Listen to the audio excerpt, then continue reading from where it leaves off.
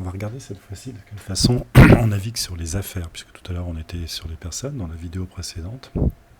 Et donc là, j'étais en train de travailler, donc je vais vous remontrer le travail que j'étais en train d'effectuer tout simplement. Donc on va imaginer être dans le magma d'information. Donc là j'ai 1823 contrats et assurance vie. Et on imagine que je veuille surveiller le travail de Grégoire Poirier. Grégoire Poirier, il a 975 contrats d'assurance vie sous sa responsabilité, c'est beaucoup. Je voudrais simplement regarder les contrats d'une gamme. Donc il y a une gamme qui s'appelle Assure Life. Donc je vais choisir la partie vie et la partie capi. Et là tout de suite ma liste elle est restreinte à 66. On voit que certains contrats sont en vigueur avec des mandats, d'autres sont clôturés. Donc on va regarder que ceux qui sont actifs. Et donc pour le coup j'en ai que 34. Donc c'est plutôt bien.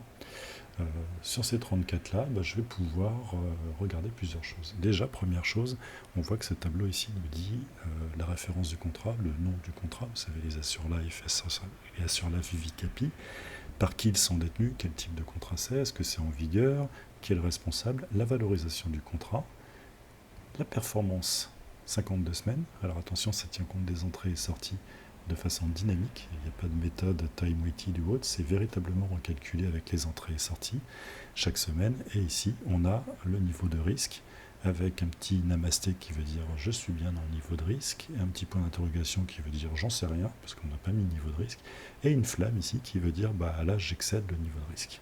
Donc on peut par exemple ici dire je veux regarder ces contrats de ce client qui ont risque haut, c'est-à-dire ceux qui ont une volatilité supérieure à ce que le client a signé dans le document de connaissance de risque du placement, parce que c'est associé au placement. Et on va regarder par exemple celui-ci, celui-ci et celui-là. Et on va naviguer sur ces trois-là. Et donc on voit ici, lui il a pris un niveau de risque 3, de 2 à 5. Là il est plutôt en niveau de risque 5. On voit les fonds qui composent le portefeuille du client et on voit l'évolution de la valorisation, de la performance ainsi que la volatilité. Et on voit que la volatilité était bonne jusqu'à cette date-là, février, et là on voit qu'à partir du moment où la crise du Covid se déclenche, la volatilité augmente très très fortement. Alors ça peut être lié à plusieurs des actifs. Le but de cette vidéo n'est pas de démontrer comment on va le chercher, ce sera le travail d'une autre vidéo qu'on fera un petit peu plus tard d'analyse de risque, mais là déjà globalement on voit qu'il y a une augmentation chronique. Ici on a une petite touche plus d'information qui nous permet de voir un tableau qui fait en fait toute la vie des déplacements de ce client, parce que là je vous rappelle qu'il y a de ce contrat-là, on est sur le contrat 001, et on voit qu'il a été ouvert en 2005 avec un versement de 225 000 euros. Cette zone de transfert, je l'expliquerai dans une autre vidéo. Ici, il y a un solde, là, il y a un retrait, et donc on va voir que ce 77 000 de retrait, par exemple, on le retrouve ici, comme la somme des versements, 225, qui est ici. Et donc on a comme ça, année après année, les frais, les performances, les revenus, s'il y avait eu des revenus, il n'y en a pas, dans ce cas-là. Et ici, ce que l'on a, ce sont véritablement les performances annuelles, 1er janvier, 31 décembre, recalculées comme si le placement était une SICAV, parce que là, on tient compte des entrées et sorties chaque semaine, donc ce n'est pas une méthode time-weighted, c'est une vraie méthode de calcul de valeur liquidative. Et ici, la valorisation en fin d'année. Donc on a une vision économique, d'évolution économique du contrat, une vision d'évolution de la performance totale ou de la performance chaque année, et l'évolution de la volatilité. Cette volatilité ici, d'ailleurs, on la retrouve dans cette courbe rouge tout au long du temps. Mais là, on est en volatilité 52 semaines en fin d'année à chaque fois. Et on a comme ça une vision instantanée et totale des placements, de ce placement du client. Et si on veut en éditer une synthèse, on clique sur afficher la situation et on a là toutes les informations qu'on vient de voir. Alors mise en brut, ce sont des blocs d'informations entre lesquels vous pourrez mettre ou des sauts de page ou des bouts de texte ou des choses un peu plus beaux. Là ici le but du jeu c'est de vous montrer que les différents blocs on les récupère assez simplement pour pouvoir les mettre dans des présentations. Et on retrouve comme ça toutes les informations utiles pour faire une situation client très jolie sur 4 ou 5 pages qu'on peut envoyer à son client et qui, là déjà, recense des sommes d'informations que même dans les rapports des jolies banques privées, vous ne trouverez pas. Donc ça, c'était pour le premier client. Si je clique sur suivant, je vais voir le deuxième client, Monsieur Plumeau. Il a un mandat un peu plus conséquent.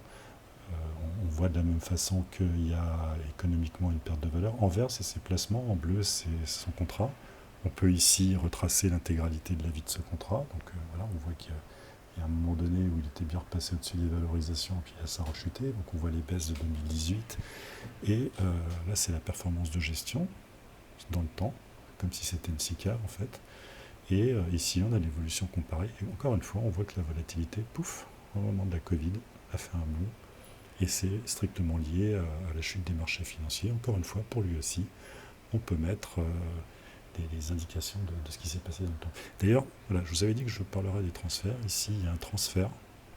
C'est-à-dire que ce 1,5 million, il rentre, il doit venir d'un autre placement que le client avait sous gestion avec nous. On a dû fermer ce placement pour une raison X ou Y et replacer l'argent à cet endroit. Donc c'est un bon indicateur que l'on retrouve ici. Il avait de la SCPI en direct, on l'a optimisé en le mettant dans un contrat d'assurance vie, parce qu'il n'avait plus besoin des revenus, et puis surtout il était à un taux de taxation tranche marginale assez haute, et c'était plus intéressant de le mettre dans un contrat d'assurance vie.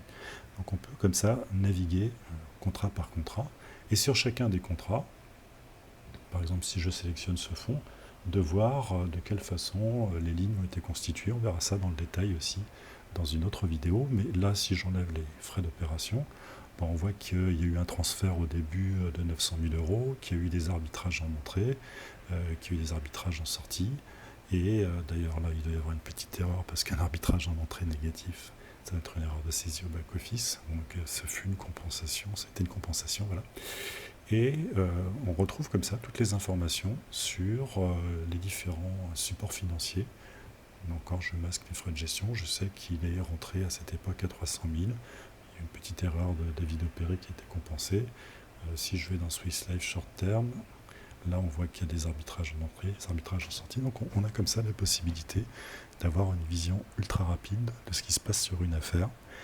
Encore une fois, sur une affaire, on peut mettre des éléments de synthèse, c'est-à-dire si on veut voir beaucoup de choses d'un coup, ce sont des reportings que l'on peut implémenter directement au niveau de la synthèse. Donc ici, par exemple, il n'y a aucun fonds qui n'a eu de variation de plus de 10% sur une semaine, la fameuse surveillance des fonds. Là, c'est les différences entre les VL historiques et VL support, c'est pour voir si la base est à jour. Ça, c'est du contrôle de cohérence. Là, c'est le suivi des frais. Mais on pourrait mettre un peu ce qu'on veut. Là, on a mis ces informations-là. Comme pour tous les autres les tâches, lui il n'y en a pas, tous les documents qui sont associés à ce contrat, et puis des éléments de dossier ou des éléments de relation que ce contrat pourrait avoir. Là, il n'y en a pas, mais si je me mets par exemple chez Monsieur Roger Plumeau, ici, hop, je l'ai ouvert dans une autre page, c'est pas bon, hop. Donc ici, Monsieur Roger Plumeau, si on veut regarder ses relations, vous voyez, on peut voir ses relations, lui, personnelles, avec différentes personnes. Cette notion de relation aussi, on la verra un petit peu plus tard. Donc, au niveau des affaires, les risques hauts de Grégoire Poirier, ou les risques standards, on va voir qui respecte bien son risque, ou ceux où il n'y a pas d'information de risque inconnu. Là, il faut rappeler ses clients les uns après les autres et leur dire il faut qu'on fasse un document de connaissance de risque client pour savoir si tout est parfait ou pas. Donc voilà pour les affaires. Vu rapidement, on verra un peu plus dans le détail dans une autre vidéo tout ce qu'on peut faire au niveau des affaires, au niveau d'une gestion quotidienne.